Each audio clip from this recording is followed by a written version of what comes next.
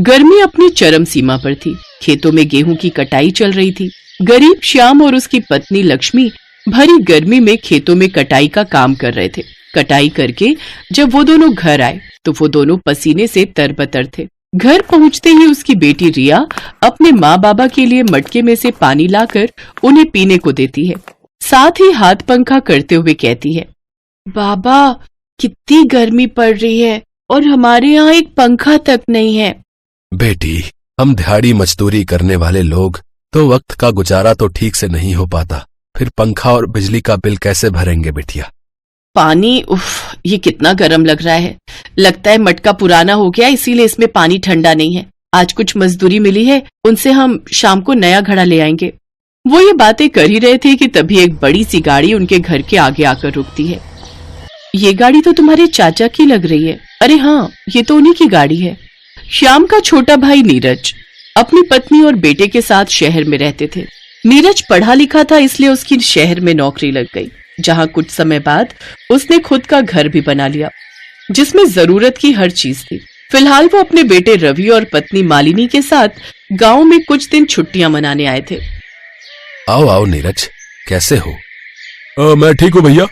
चलो अंदर आओ, जब तक तुम्हारा नौकर तुम्हारा घर साफ कर रहा है तुम यहीं रहो। वो सभी अंदर आ गए, लेकिन एसी वाली कार से उतरने के बाद तो रवि को काफी गर्मी लगने लगी। पापा, यहाँ तो कितनी गर्मी है पापा। तभी रिया उन सब के लिए पानी लेकर आती है, जिसे पीते ही रवि बोला, ये पानी तो कितना गर्म है, क्या तुम्हारे यहाँ फ्रिज नहीं है? नहीं, हमारे यहाँ फ्रिज नहीं है, हम सब मटके का पानी पीते हैं, लेकिन मटका काफी पुराना हो गया है, इसलिए ये भी पानी ठंडा नहीं कर रहा। बेटा, हमारे यहाँ ना तो फ्रिज है और ना ही एसी। हम मटके का पानी पीते हैं और पेड़ों की हवा खाते हैं, जिससे हम स्वस्थ रहते हैं। ओफो, पता नहीं कैसे रहते हो तुम सब यहाँ। नीरज, राजू से बोलो वो जल्दी घर साफ कर दे और एसी भी ऑन कर दे। यहाँ तो मेरा और मेरे बेटे का दम घुट जाएगा। कैसी बातें करती हो मालिनी, ये हमारी जन्मभूमि है। यहाँ आते ही मेरी तो जान में जान आ गई। और रवि बेटा, रिया को देखो, वो भी तो इसी गांव में रहती है, उसे तो गर्मी नहीं लगती। आप तो हमेशा से इन लोगों की तरफदारी करते आए हो, देख नहीं रहे मेरी लाल का गर्मी से क्या हाल हो रखा है। तभी लक्ष्मी थोड़ा झेपते हुए बोली, वैसे मालिनी, मैंने तुम सबका खाना यहीं बना दिया है, कहो तो लगा दूं? लेकिन माँ, भला इस गर्मी में हमसे खाना कैसे खाया जाएगा? कोई बात नहीं मेरे भाई, आप तीनों आराम से बैठकर खाना खाओ, मैं आपको पंखा कर देती हूँ। लक्ष्मी ने उन सबको खाना परोसा और रिया उन्हें पंखा करती रही। कुछ देर बाद वो सभी सामने बने अपने घर में चले गए, जहाँ मालिनी और रवि ने सबसे पहले एसी ऑन किया और उसमें बैठकर राहत की सांस ली। अब रवि फ्रिज में से ठंडा पानी पीकर और एसी में बैठकर अपनी गर्मी दूर करता है। उधर रिया बाहर आंगन में सोई हुई सोच में डूबी हुई थी। क्या हुआ, आज मेरी बच्ची को नींद नहीं आ रही? माँ, नीरज चाचा इतने अमीर हैं, उनके पास शहर और गांव दोनों जगह एसी और फ्रिज है, और एक हम लोग इतने गरीब हैं कि हमारे पास एक पंखा तक नहीं है। पापा और चाचा दोनों में अमीरी गरीबी का फर्क क्यों है? तुम्हारे बाबा पढ़े नहीं ना, इसलिए वो गांव में ही रह गए, जबकि तुम्हारे चाचा ने खूब पढ़ाई की, जिस कारण उनकी शहर में नौकरी लग गई। तुम देखना माँ, मैं भी खूब पढ़ूंगी लिखूंगी, फिर अच्छी सी नौकरी करके तुम्हारे लिए एसी और फ्रिज लाऊंगी। मेरी बच्ची खुश रह, चल अब सो जा। अगले दिन श्याम जब धूप में कड़ी मेहनत करके घर लौटा तो उसने रिया से पानी मांगा। हमारे पास तो गर्म पानी है बाबा, मैं अभी चाची के घर से बर्फ या ठंडा पानी लेकर आती हूँ। रिया अपनी चाची के घर बर्फ लेने चली गई, जहाँ रवि एसी में बैठकर आराम से फ्रिज में जमाई हुई आइसक्रीम खा रहा था। अरे रवि, मुझे थोड़ी बर्फ दे दो, बाबा खेतों से आए हैं तो उन्हें ठंडा पानी देना है। और ये तुम क्या आइसक्रीम खा रहे हो? मेरी आइसक्रीम को नजर मत लगाना, और मैं अच्छे से जानता हूँ तुम रोज रोज बर्फ के बहाने एसी की हवा खाने आ जाती हो। ठीक ही कह रहा है मेरा रवि, और तुम्हें बर्फ की क्या जरूरत है? तुम सबको तो मटके का पानी पीने की आदत है ना, तो वही पियो। क्यों बेकार में ये अमीरों की आदत डाल रहे हो? जब हम वापस चले जाएंगे तो तुम्हें ही मुश्किल होगी। और वैसे भी बर्फ जमी नहीं है, शाम तक जमेगी। चल अब जा यहाँ से। रिया रोते हुए घर आ गई। अरे क्या हुआ मेरी बच्ची, तू रो क्यों रही है? माँ, रवि और चाची को बहुत घमंड है कि वो बहुत अमीर है। उन्होंने मुझे बर्फ भी नहीं दी और नई आइसक्रीम दी, बल्कि बदले में मुझे खूब सारी बातें सुनाई। कोई बात नहीं बेटी, हम गरीबों के तो नसीब में ही हर साल गर्मी की मार झेलना लिखा ही होता है। अगले दिन गांव की लाइट भाग गई और सारी रात लाइट नहीं आई। गर्मी के मारे रवि और मालिनी की नींद उड़ गई।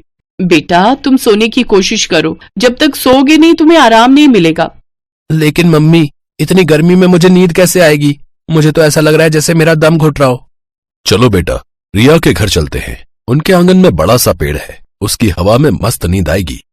नहीं, मैं वहां नहीं जाऊंगा। लेकिन मैं तो वहीं जाकर सोऊंगा। आज तो बचपन के दिन याद आ जाएंगे। तुम लोगों को आना हो तो आ जाना, खुले आसमान के नीचे सोने। मैं तो चला। नीरज वहां चला गया। लक्ष्मी ने पेड़ के नीचे सबके बिस्तर लगा दिए।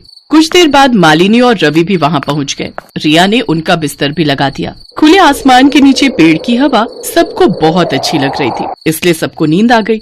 मगर रवि अभी भी करवट ही बदल रहा था, उसे ठीक से नींद नहीं आ रही थी। मालिनी भी गहरी नींद में सो चुकी थी। रिया ने रवि के सर पर हाथ लगाया तो देखा उसका माथा गर्म है। उसने पानी की पट्टियां उसके सर पर रखनी शुरू कर दी, फिर हाथ पंखा से उसे हवा करने लगी। कुछ ही देर में रवि को नींद आ गई, मगर रिया सारी रात उसे हवा करती रही। सुबह जब रवि की आंख खुली, रिया दीदी, क्या तुम सारी रात? हाँ, ताकि तुम्हें गर्मी ना लगे और तुम आराम से सो पाओ। ये सुनकर रवि और मालिनी को अपनी गलती का पछतावा हुआ। हमें माफ कर दो रिया, मैं भूल गई थी गर्मी सबको लगती है, चाहे कोई गरीब हो या अमीर। हाँ दीदी, मुझे भी माफ कर दो जो मैंने तुम्हारी गरीबी का मजाक उड़ाया। फिर रवि रिया के गले लग जाता है और मालिनी लक्ष्मी के। गर्मी अमीरी गरीबी देखकर नहीं आती। गर्मी गरीब को भी वैसे ही चुभती है जैसे अमीर को, लेकिन अमीर के पास उसे दूर करने के लिए सुख सुविधाएं होती हैं, जबकि बेचारा गरीब उसकी मार झेलता रहता है। इसलिए अगर हम उनकी थोड़ी मदद कर भी देंगे तो इससे हमारा कुछ नहीं जाएगा। गलती मेरी भी है जो मेरे पास इतना कुछ होते हुए भी कभी मैंने अपने भाई की मदद करने की नहीं सोची। कुछ दिन बाद नीरज अपने भाई के घर में भी एक फ्रिज और एसी लगवा देता है। साथ ही गर्मियों में बिजली का बिल भी वही भरता है, ताकि अब उन्हें गर्मी की मार न झेलनी पड़े। छुट्टियां बिताकर वो वापस शहर लौट जाते हैं। अब श्याम और लक्ष्मी जब भी धूप में मेहनत करके घर आते तो रिया एसी ऑन कर देती। अब उन्हें गर्मी की मार से राहत मिल गई। मोहिनी सुबह सुबह सोकर उठी और सुधीर पर चिल्लाने लगी। पता नहीं मेरा दिमाग खराब था जो तुमसे शादी की। इतनी गर्मी है और तुमसे कमरे में एक एसी तक नहीं लगाया जाता। पापा अच्छा खासा मुझे बढ़िया एयर कंडीशनर दे रहे थे, पर तुम हो ना, तुम्हें अपनी गरज प्यारी है। अरे पापा से अगर एयर कंडीशनर ले लेते तो तुम्हारी कौन सी इज्जत गिर जाती। कितनी गर्मी है और मेरे से सोया भी नहीं जा रहा है। मैं आज ही पापा को फोन करके अपने कमरे में एयर कंडीशनर लगवा लूंगी। तुम्हें जो करना है करो। एयर कंडीशनर की ठंडी हवा में सोना है, सो जाओ, पर इतना याद रखना, मैं इस कमरे में नहीं सोऊंगा। सुधीर, तुम मुझे ब्लैकमेल कर रहे हो। अरे मेरे पापा कौन सा पराए हैं। अगर वो मुझे एयर कंडीशनर खरीद कर दे भी देंगे तो वो अपनी बेटी को ही तो दे रहे हैं। मैं तुम्हारे पापा को अच्छी तरह से जानता हूँ। एयर कंडीशनर देने के बहाने पीठ पीछे 10 बुराइयां करेंगे, और साथ में तुम्हारी वो बहन जो अपनी अमीरी का घमंड करती रहती है, वो और बातें बनाएगी। मुझे तुम्हारा कोई बहाना नहीं सुनना। मैं पापा को फोन करने जा रही हूँ। मोहिनी, एक बार फिर सोच लो। तुम्हारा इस तरह से रोज रोज अपने पापा को फोन करना ठीक बात नहीं है। अब ये फ्रिज क्यों नहीं चल रहा? मुझे ठंडा पानी पीना है। मोहिनी बेटा, सुबह के 4 बजे से लाइट नहीं है, इसलिए पानी ठंडा नहीं हुआ। पता नहीं कैसे गरीब लोग हैं। इस घर में कुछ भी ठीक नहीं है। हटिए आगे से, मुझे और सोना है। और हाँ, कोई मुझे जगाएगा नहीं। जब उठना होगा अपने आप उठ जाऊंगी। और ये उम्मीद बिल्कुल भी मत रखना कि मैं रसोई में इतनी गर्मी में खाना बनाने वाली हूँ।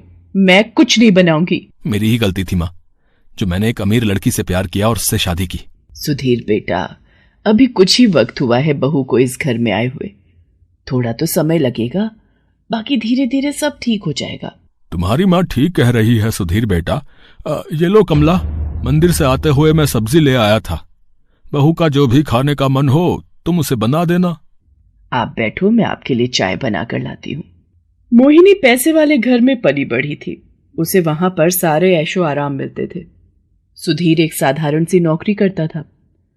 उसने कई बार शादी से पहले मोहिनी से इस बारे में बात भी की थी, पर मोहिनी सुधीर से प्यार करती थी, इसलिए उसने सुधीर की बातों को गंभीरता से नहीं लिया।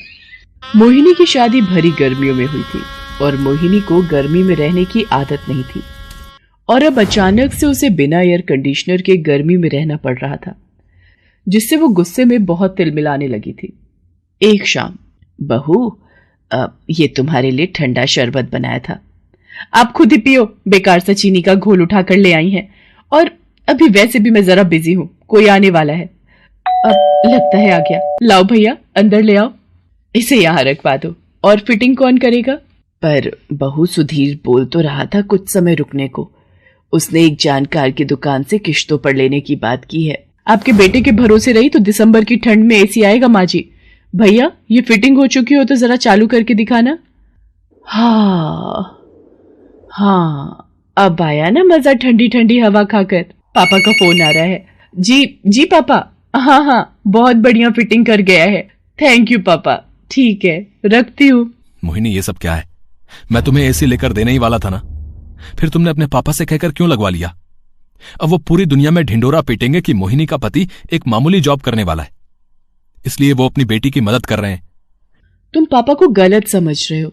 एक तो वो हमारी इतनी चिंता करते हैं, ऊपर से तुम उन्हें भला बुरा बोल रहे हो। अब हटो सामने से।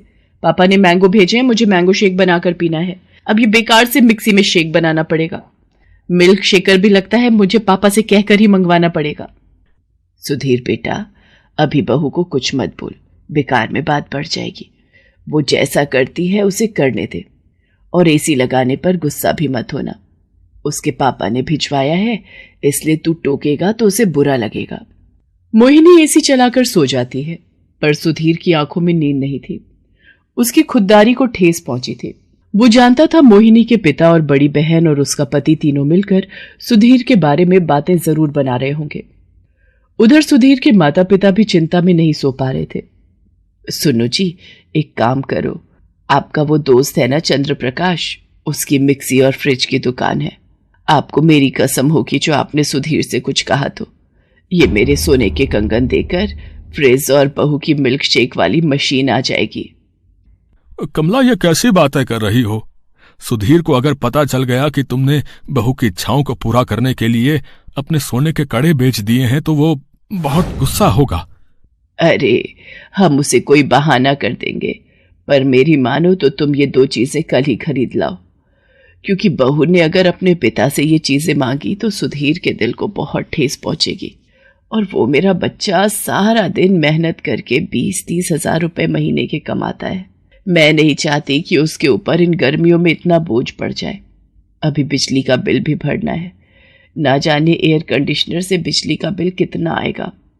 अगले दिन सुधीर के पिता एक नया डबल डोर फ्रिज और एक मिल्क शेकर खरीद ले आते हैं, जिसे देखकर मोहिनी बहुत खुश होती है।